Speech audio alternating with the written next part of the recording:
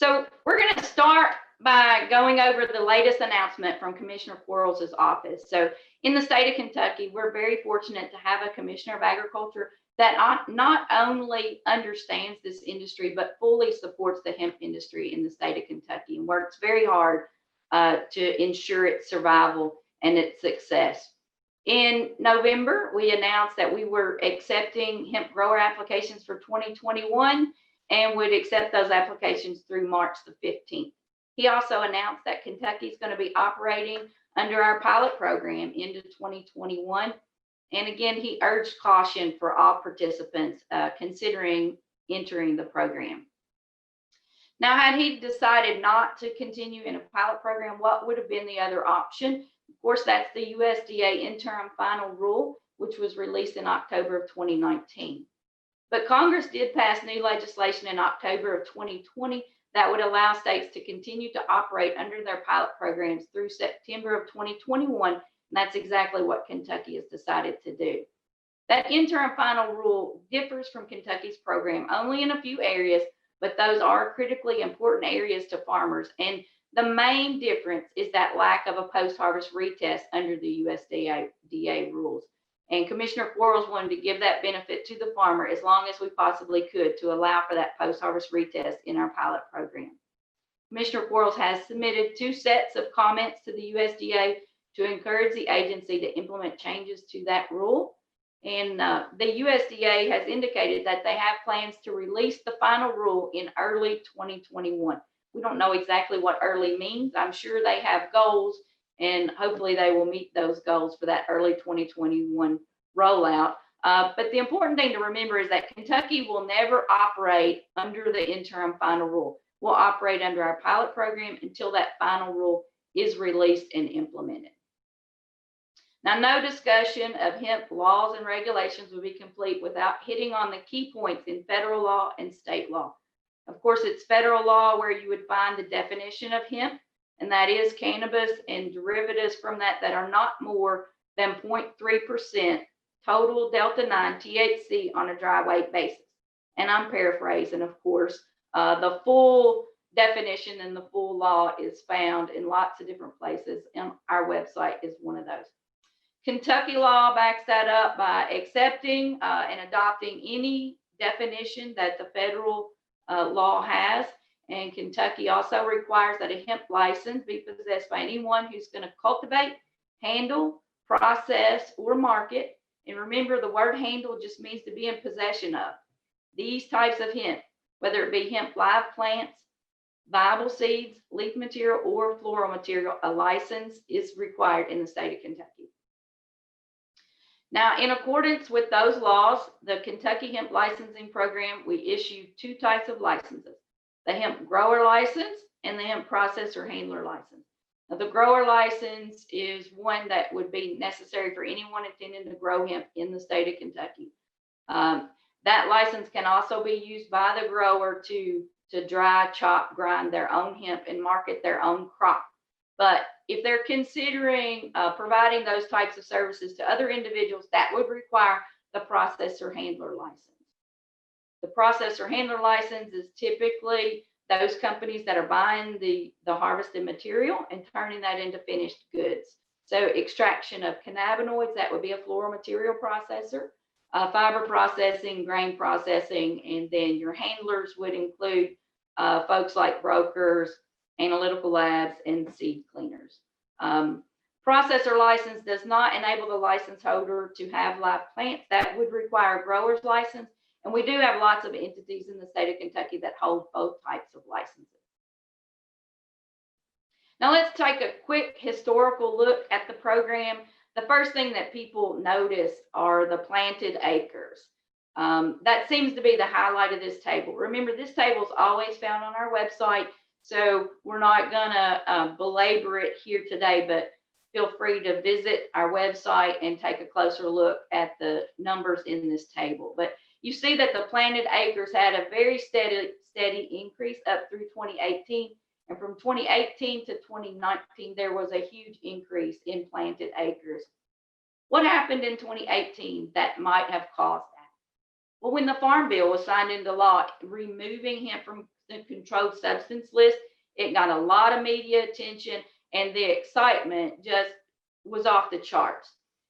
Unfortunately, that consumer demand did not increase at the same rate that the excitement to grow this plant increased. So in 2019, not just in Kentucky, but nationwide, we saw a huge overproduction of hemp raw materials and hemp crops across the country.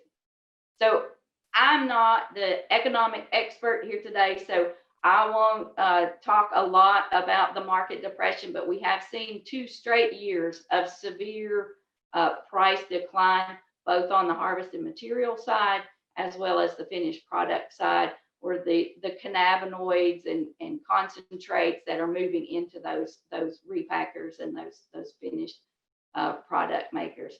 We saw a correction in 2020, and our planted acres have gone back down to about 5,000 acres.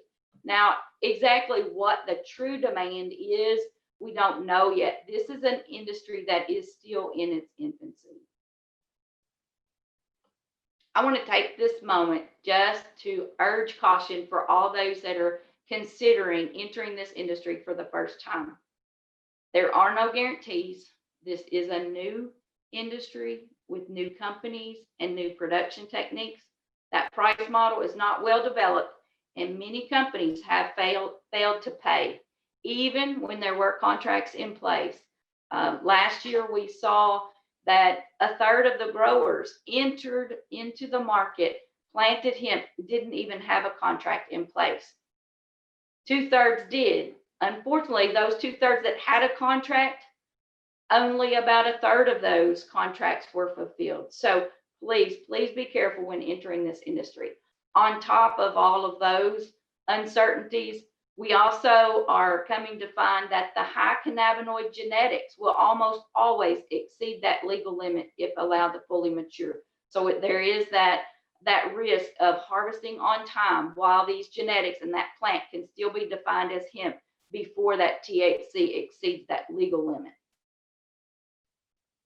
Let's briefly go over our applications and deadlines. That grower application deadline, as I mentioned, is March the 15th. That also includes those license renewals. New processor applications are accepted year-round, as they have been for the last year, and processor license renewals are always required by December 31st each year. University applications, of course, are accepted year-round, and the renewal date on those depends on the type of license that was issued. Some key points: there have been no fee changes for 2021. And of course, background checks, as always, are required every year for the applicant as well as key participants in the business entity. Here's a look at our website. This is the location you're going to go to find the latest information about the program, any applications that have been launched. You can take a look at processor lists, the list of license holders. All of the basics about the program and the latest information is found on this website, as well as the application portal for those new applicants. Of course, the existing license holders are going to log in to their portal, and then they will they'll renew their license through their existing portal. Just a quick reminder about those grower reporting requirements. New for this year, the regulations did require that all hemp planting be reported to the USDA Farm Service Agency. That's nothing new for existing farmers that have been growing crops, the corn, soybean, wheat, vegetables. Those planted acres are reported to the Farm Service Agency on a regular basis, and hemp is just like the other crops, becoming just like the other crops. And that is required, and that will become even more important as we transition into the national program. This year, we only had a compliance rate of about 80%, which honestly is better than I expected. So we've got to work on that. Just a reminder that the greenhouse and indoor reports are due quarterly. Field planting reports are due within 15 days of the planting taking place. And remember, those harvest reports are due 15 days prior to the intended harvest date or the date requesting to destroy any failed crop that's not going to be harvested. So I want to wrap up today. This is my last main slide, talking a little bit about the sampling and the THC testing. Remember that licensing fee of $400 per address covers only the first 3 tests required at an address. Additional tests are $250 each. So keep that in mind as you're planning your crop for 2021. This chart is a summary of the THC sample and the post-testing actions. So the first 3 boxes are the results of pre-harvest tests. If a pre-harvest sample comes back not more than 0.399, that is considered compliant. We do allow a variance up to 0.399% THC. Any results coming in between 0.4 and 0.999 are considered non-compliant, but they are eligible for a post-harvest retest. Any pre-harvest sample that comes in above at 1% or above is considered non-compliant and has to be destroyed. No amount of post-harvest activities is going to bring that hemp crop into compliance. If the pre-harvest sample comes back between 0.4 and 0.99, that is eligible for a retest, and that decision is up to the grower. They can opt to retest that at a cost of $250 per sample. We will retest the harvested material to see if it complies with the law and is eligible to sell. We have the other option would be for the grower to simply choose to voluntarily destroy the crop if they choose not to invest more time and energy into that crop in an attempt to bring it into compliance. So if we do a post-harvest retest, if it comes back below 0.4, it's considered compliant and eligible for sale.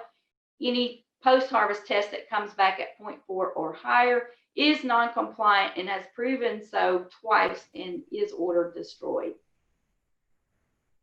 Finally, I will mention that the levels of compliance that we've seen this year, pre-harvest tests less than 0.4, we've had 72% of the samples come in at that level this year. 26% came in non-compliant but eligible for retest, and 2% of the samples were in excess of 1% pre-harvest. So we've got a total of 28% of the tests that are coming back non-compliant above at 0.4 or higher. Compare that to last year's numbers, which was 17%. Compliance is getting worse and not better. I think that's due to the influx of new genetics and the incentives that are being placed on growers to push for higher and higher cannabinoid levels.